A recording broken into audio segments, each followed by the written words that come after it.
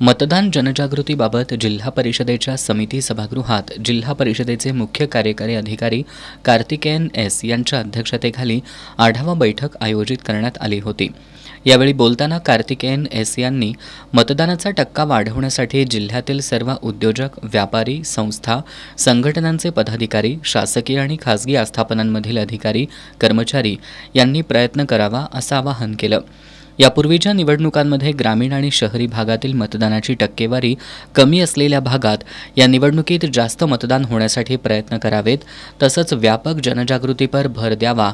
1 मे या महाराष्ट्र दिनी मी मतदान करणारच ही शपथ जिल्ह्यातील जास्तीत जास्त मतदारांनी घेऊन विश्वविक्रम बनवूया असं आवाहन कार्तिकेयन एस यांनी केलं।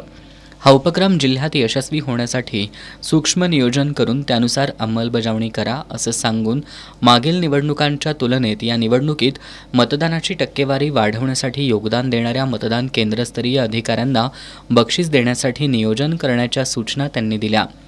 यावेळी जिल्हा ग्रामीण विकास यंत्रणेच्या प्रकल्प संचालक सुषमा देसाई, जिल्हा उपनिबंधक निळकंठ करे, उपमुख्य कार्यकारी अधिकारी मनीषा देसाई, अरुण जाधव, शिल्पा पाटील तसंच विविध विभागांचे प्रमुख उपस्थित होते।